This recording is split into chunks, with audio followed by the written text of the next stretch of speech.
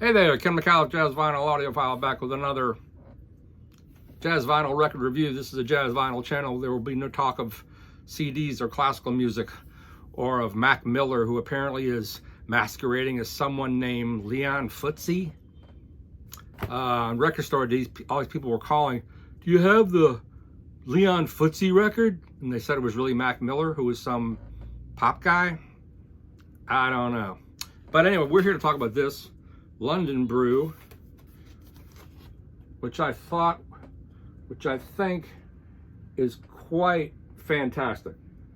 I don't know what the cover art's all about. Maybe this is representative of contemporary London. This is put out by Concord Jazz and the Downtown label. Concord Jazz, they are very forward thinking in everything they do. I really appreciate that. This album is billed as a modern reaction to Miles Davis' Bitches Brew. Miles Davis, who had so many great records, Bitches Brew, On the Corner, In a Silent Way, sort of a piece, along with the Lost Quintet recordings that were released maybe two years ago. This features what you might call an all-star British cast, including a lot of these people I've never heard of. Dave Akumu on guitar, Martin Terefi on guitar and electronics, W. Garcia, of course, Benji B. Dex, sounds like a pseudonym, on Sonic Recycling, Dan C. on drums and percussion. There are two drummers on this record, and Tom Skinner, drums and percussion from the Smile group. Nick Rame on piano and synthesizers, Nicholas Torp Larson on synthesizers. Sounds like Neil Larson, doesn't it? Raven Bush, violin, electronics. Shabaka Hutchins, well-known saxophone, woodwinds. Theon Cross on tuba. Tom Herbert on electric bass. So a lot of synthesizers here, a lot of electronics. This is a double disc.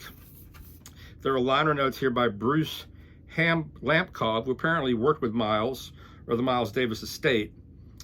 Pretty thick liner notes about the record. And this record, it's in the spirit of Bitches Brew. Some of it is very close to Bitches Brew. A lot of it has nothing to do with Bitches Brew. But this record really references so many different things. And I'm actually surprised to hear this coming out of the UK. I'd be even more surprised if it was coming out of the US. This is very much a jamming record, a throwdown, blowing, storming the Bastille gates. It's just like blistering, especially sides A and B. It reminded me of, there's a little bit of Weather Report in there. There's definitely a lot of Vernon Reid in this record.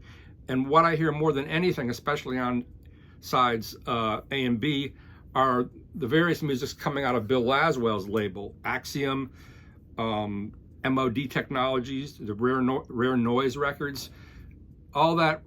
There is no more contemporary outing and contemporary pursuit of contemporary music with a real edge than what Bill Laswell does on those records, on those labels. That stuff is futuristic, it's allied to the past, it's rocking, it's ethereal, it's experimental, and there's a lot of that on this record as well. There's a lot of electric fusion, there's acoustic fusion, but I was really taken with just the A-B, the sides A and B, the real burning, wide open nature of the thing. Two drummers just really working in tandem really, really well. Everyone's really listening. There's no cliches. I mean, to a degree, you could say the entire record is a cliche, but they're cliches that have largely been forgotten. If you look at the original fusion explosions of Bitches Brew, the first Mahavishnu Orchestra album, Hymn of the Seventh Galaxy, the reaction to the UK then, that was really a short little fuse. And there weren't that many musicians doing it. It really didn't last very long. I mean, Mahavishnu, John McLaughlin kept going in many ways, but pretty soon he was doing more of a Shakti thing. He's covered so many things. He sort of returned to his fusion roots more over the last 10 years with Gary Husband and different musicians still taking that hard edge electronic or electric fusion approach, but that it really didn't last very long. And this kind of resurrects that whole idea of jamming, of intense improvisation. There's even parts, there's a little bit of Steve Reich on a couple of these tracks, I thought. and definitely Vernon Reid and the whole Black Rock school. It is throwing down. The large group. The second disc, sides C and D, are a little more mellow. There's still improvisation, still going for it, but it's more mellow. There's more of a drone aspect happening, more of sort of a loop thing happening. A little bit of an ambient thing, but all things considered, I thought this was a great record. I don't know of anyone else doing stuff like this except everything on Bill Laswell's labels, and I would really check that out because I feel like a lot of those musicians are just ignored, especially in the US, on Rare Noise or the early Axiom stuff. Bill Laswell has done so much work, not to mention with Miles Davis, and those records on MOD Technologies and on the Rare Noise records remind me of this. Going for it. Musicians from across the globe doing really high level improvisation, both acoustic and electric.